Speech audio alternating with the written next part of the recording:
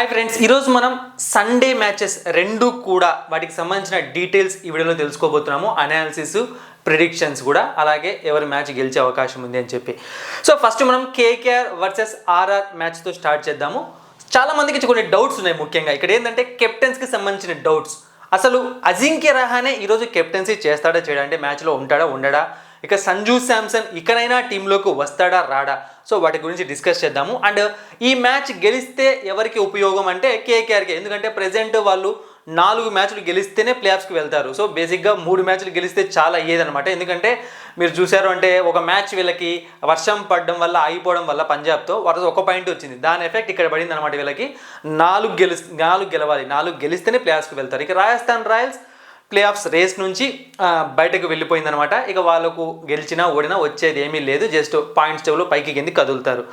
So మీకు match అన్నది చూసాము అంటే మే 4th జరగబోతోంది. 53rd మ్యాచ్ ఇది 2025 ఐపీఎల్లో. వెన్యూ వచ్చి ఈడెన్ గార్డెన్స్, అంటే కేకేఆర్ యొక్క హోమ్ గ్రౌండ్లో. టైం 3:30 మధ్యాహ్నం మ్యాచ్ ఇది. 2025లో ఆల్రెడీ 2 టీమ్స్ ఒకసారి ఆడాయి. ఆ ఒక్క మ్యాచ్లో కూడా కేకేఆర్ విజయం సాధించింది రాజస్థాన్ రాయల్స్ పైన. సో ఇప్పుడు మనం ఈడెన్ గార్డెన్స్ పిచ్ రిపోర్ట్తో స్టార్ట్ చేద్దాము. సో చూశారు అంటే చాలా మంచి బ్యాటింగ్ వికెట్ అనమాట.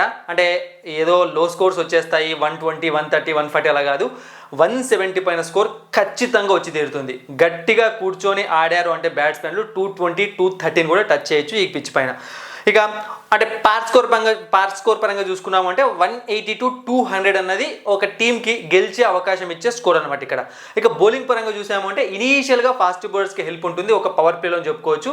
కానీ స్పిన్నర్స్కి బాగా హెల్ప్ అవుతుంది ఈ పిచ్. మిడిల్ ఓవర్స్ నుంచి స్పిన్నర్స్ వచ్చేస్తారనమాట ఆఫ్టర్ 8-9 ఓవర్స్ తర్వాత.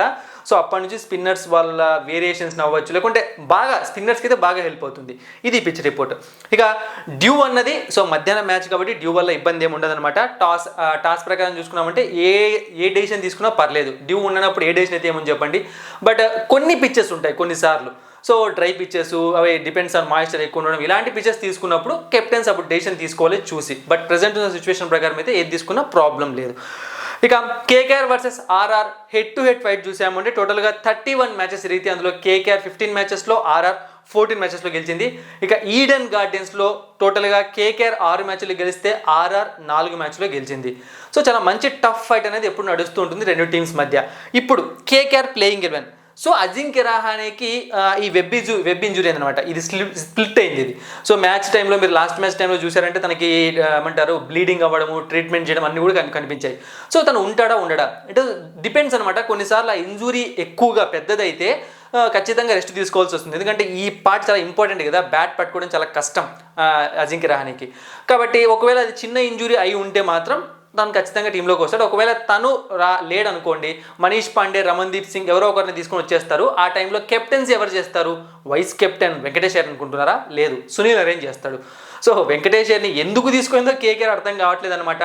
అన్ని కోట్లు పెట్టి తీసుకుంది, కనీసం తనకు కెప్టెన్సీ ఛాన్స్ ఇవ్వట్లేదు. తనేమో ఏం ఆడట్లేదు, పూర్తిగా ఫెయిల్. నెక్స్ట్ ఇయర్ తను కేకేఆర్ టీం ఆక్షన్లోకి వదిలేయడం ఖాయము. మళ్ళీ కేకేఆర్లోకి వస్తాడో తెలియదు, కానీ ఆక్షన్లోకి మాత్రం డ్యామ్ షూర్గా వెళ్ళిపోతాడు. ఇక ఇంకా చూసాము అంటే ఈవెన్ రింకు సింగ్ అవ్వచ్చు, సరిగ్గా ఆడట్లేదు. బట్ ఈ టీంలో మనం చూడాల్సింది ఏంటంటే రఘువంశీ అనమాట. సో వీళ్ళు మాత్రం ఇతన్ని కాపాడుకునే ఛాన్స్ ఉంది కేకేఆర్ టీం, ఎందుకంటే సూర్యకుమార్ యాదవ్ లాగా అయిపోతుంది. మళ్ళీ వీళ్ళు బాగా గ్రూమ్ చేసుకొని బాగా టాలెంట్ అందరికి చూపించేసి ఆక్షన్లోకి వదిలిపెడితే చాలా పెద్ద ప్లేయర్ తోటి రఘువంశీ, ఎందుకంటే చాలా టాలెంట్ ఉన్న ప్లేయర్. ఇక ఓపెనింగ్ పరంగా కూడా కొన్ని ఇష్యూస్ ఉన్నాయి. అంటే బేసిక్గా కేకేఆర్ టీమే అప్స్ అండ్ డౌన్స్తో వెళ్తుంది అనమాట ఈ సంవత్సరం. డిఫెండింగ్ ఛాంపియన్స్ చాలా ఇబ్బంది పడుతుంది ఇది. ఇక ప్లేయింగ్ ఎలెవెన్లో చెప్పా కదా, ఈ ఒక్క మార్పు ఉండే అవకాశం ఉంటుంది. అజింక్య రహానే ఉంటాడు లేదో చూడాలి. ఇక అంతకు మించి ఏమన్నా వస్తే అన్రిచ్ నాట్ ఏమైనా రావచ్చు, బట్ చాలా తక్కువ ఛాన్సెస్ ఉన్నాయి. So KKR playing 11 Rahmanullah Gurbaz, Sunil Narine, Ajinkya Rahane, Venkatesh Iyer, Rinku Singh, Raghuvanshi, Andre Russell, Rovman Powell, Harshit Rana, Anukul Roy, Varun Chakravarthy, impact ప్లేయర్గా వైభవ్ అరోరా. సో ఈ విధంగా ప్లేయింగ్ 11 ఉండే ఛాన్స్ ఉందన్నమాట. ఇక నెక్స్ట్ రాజస్థాన్ రాయల్స్ విషయానికి వచ్చాము అంటే సంజు శాంసన్ ఈ మ్యాచ్ అయినా వస్తాడా? బేసిక్గా మీరు చూసారంటే సంజు శాంసన్కి ఏమి అంటే ఈ ఫ్రాక్చర్స్ కానీ లేకుంటే బోన్కి సంబంధించిన లేకుంటే ఇలాంటివి ఏమి ఇంజూరీస్ అవ్వలేదన్నమాట. అబ్డామినల్ పెయిన్ అయింది తనకి. సో ఆ రోజు బాల్ తగలడం మాత్రమే కాకుండా తను స్ట్రగుల్ ఫీల్ అయ్యాడు గేమ్లో. సో అప్పటి నుంచి ఆడట్లేదు. సో ఈ మ్యాచ్కి తను వచ్చే ఛాన్సెస్ ఉన్నాయన్నమాట. అయితే ఒకవేళ వస్తే ఎక్కడ బ్యాటింగ్ చేస్తాడు? 1 డౌన్లోనే బ్యాటింగ్ చేయాలి, ఎందుకంటే ఆల్రెడీ వైభవ్ సూర్యవంశీ అండ్ అలాగే యశస్వి యశస్వి జైస్వాల్ సెట్ అయిపోయి ఉన్నారు. సో కాబట్టి 1 డౌన్లో బ్యాటింగ్ చేయాల్సి వస్తుంది. అంటే సంజు శాంసన్ ఎప్పుడైతే టీంలోకి వస్తారో అప్పుడు ఈ టీం కొంచెం గెలిచే పర్సెంటేజ్ అనేది పెరుగుతుంది అనమాట. సంజు శాంసన్ పైన డిపెండెంట్ ఉంది. తన గేమ్ బ్యాటింగ్ పైన మాత్రమే కాదు, తన కెప్టెన్సీ గురించి నేను చెప్తున్నాను ఇక్కడ. సో ఇంకా అంతేనా అంటే చేంజెస్ అంతకుమించి పెద్ద చేంజెస్ చేయడానికి కనిపించట్లేదు. ఎందుకంటే సందీప్ శర్మ 2025 ఐపీఎల్ నుంచి రూల్ అవుట్ అయిపోయాడని చెప్పి ఒక న్యూస్ వచ్చింది కాబట్టి తను ఇక ఆడే అవకాశం లేదు. ఇక సేమ్ ప్లేయర్స్తోనే రావాల్సి వస్తుంది. సో ఒకసారి చూసామంటే Yashasvi Jaiswal, Vaibhav Suryavanshi, Sanju Samson, Nitish Rana, Riyan Parag, Dhruv Jurel, Shimron Hetmyer, Jofra Archer, Maheesh Theekshana, Akash Madhwal, Fazalhaq Farooqi, impact ప్లేయర్గా కుమార్ కార్తికేయ. సో ఈసారి ఒక అన్లక్కీ టీం అని చెప్తాను ఈ సంవత్సరం ఆర్ఆర్. ఎందుకంటే ఆల్మోస్ట్ 3 గేమ్స్ అనుకుంటా వీళ్ళు గెలిచే మ్యాచెస్ ఓడిపోయారు. అంటే థ్రిల్లింగ్ మ్యాచెస్, వీళ్ళు అంటే కళ్ళు మూసుకుని వీళ్ళు గెలవాల్సిన మ్యాచెస్ వీళ్ళే దరిద్రాన్ని డోర్ తెచ్చి లోపల తెచ్చుకొని మ్యాచ్ ఓడిపోయారు అనమాట. సో లేకుంటే ప్రెజెంట్ పరిస్థితి వేరేలా ఉండేది. సో ప్లేయర్స్ పర్ఫార్మెన్స్ విషయానికి వచ్చామంటే వీళ్ళు కూడా సేమ్ కేకేఆర్ టీం లాగే అనమాట. ఏ మ్యాచ్ ఎవరు ఆడుతున్నారో ఎవరు ఆడట్లేదో అర్థం కావట్లేదు. బట్ ఒకటి మాత్రం పక్క కేకేఆర్తో కంపేర్ చేయడం కూడా తప్ప ఐఎమ్ వెరీ సారీ. ఎందుకంటే బ్యాటింగ్ డిపార్ట్మెంట్ చాలా ఘోరంగా ఫెయిల్ అవుతుంది. ఎందుకంటే మిడిల్ ఆర్డర్లో ఎవరు రన్స్ చేసే వాళ్ళే లేరు వీళ్ళ టీంలో.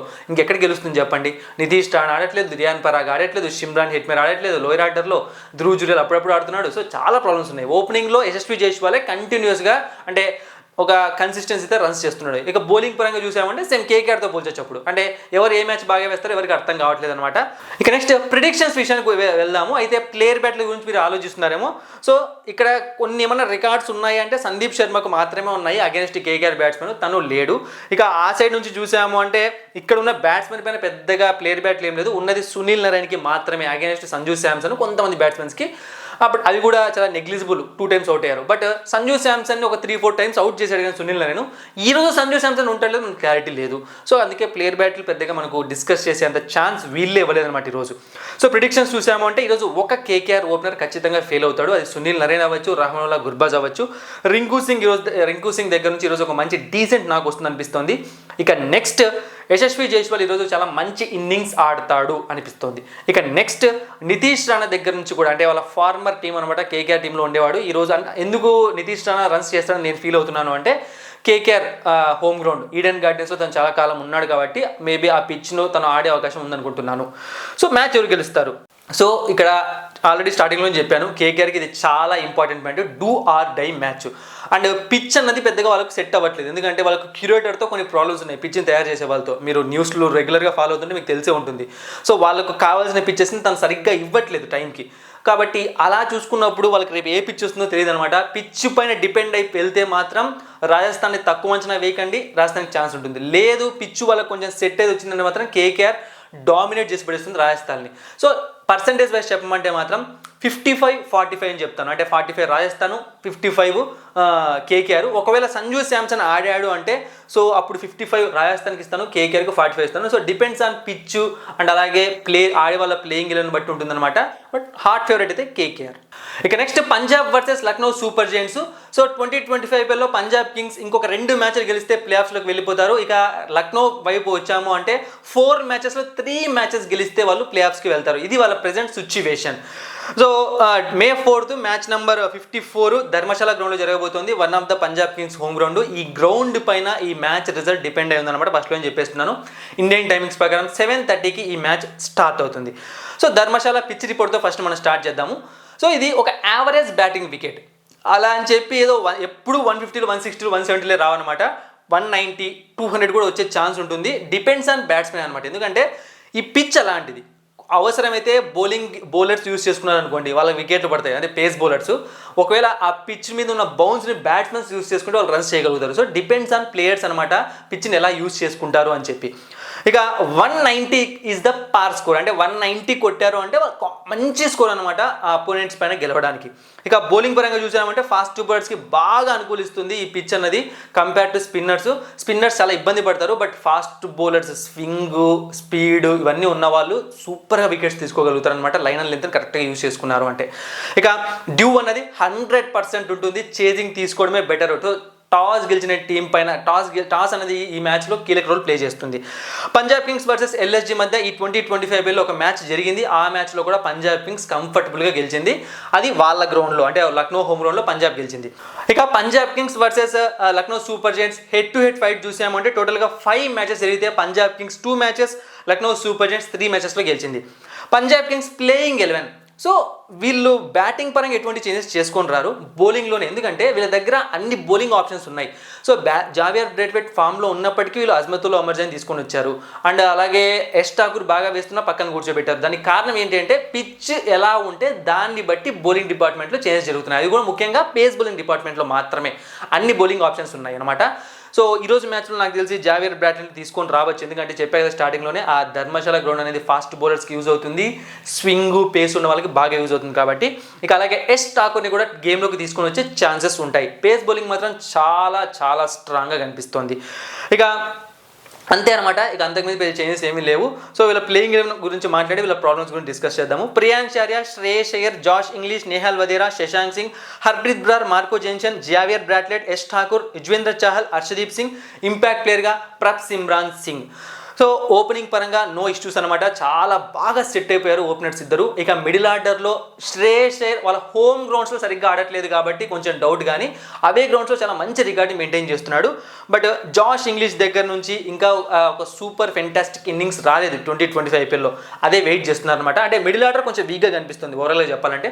ఫినిషింగ్ ప్రాబ్లం లేదు, శశాంక్ సింగ్ రూపంలో చాలా స్ట్రాంగ్గా ఉంది ఇదనమాట. ఇక బౌలింగ్ పరంగా నేను ఆల్రెడీ చెప్పాను, పేస్ బౌలింగ్ చాలా స్ట్రాంగ్గా ఉంది. స్పిన్ బౌలింగ్ ఈ పిచ్ పైన పెద్దగా ఎఫెక్టివ్ ఏం లేదు కాబట్టి ఎవరన్నా ఓకే అనమాట, నో ఇష్యూస్.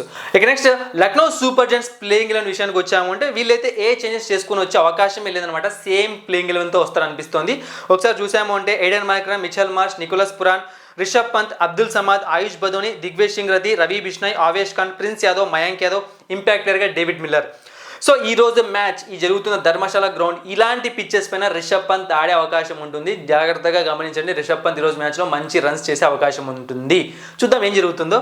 ఇక Aiden Markram, Mitchell Marsh, Nicholas Pooran ఈ ముగ్గురి పైన ఈ మ్యాచ్ రిజల్ట్ అనేది ప్రతి మ్యాచ్లో కూడా ఆధారపడుతుంది అనమాట. వాళ్ళు ఎలా పర్ఫామ్ చేస్తే ఆ గేమ్ అలా వెళ్తుంది ఆ వైపుగా, ముఖ్యంగా నికోలస్ పురాన్ పైన. ఇక రిషబ్ పంత్ వల్లే చాలా ప్రాబ్లమ్స్ ఫేస్ చేస్తుంది టీం అనేది, ఎందుకంటే కెప్టెన్సీ పరంగా నో ప్రాబ్లం, తన దగ్గర నుంచి ఎటువంటి కంప్లైంట్స్ లేవు. కానీ బ్యాటింగ్లో ఇక అబ్దుల్ సమాద్, ఆయుష్ బదోని, అంటే Ayush Badoni minimum guarantee player అనమాట. సో బ్యాటింగ్లో ఒకరిపైన డిపెండ్ అవ్వడమే ఏ టీంనైనా ఇబ్బంది పెడుతుంది. ఇక బౌలింగ్ విషయానికి వచ్చాము అంటే చాలాసార్లు చెప్పాను, సూపర్ బౌలింగ్ డిపార్ట్మెంట్ టీం కాదు ఇది.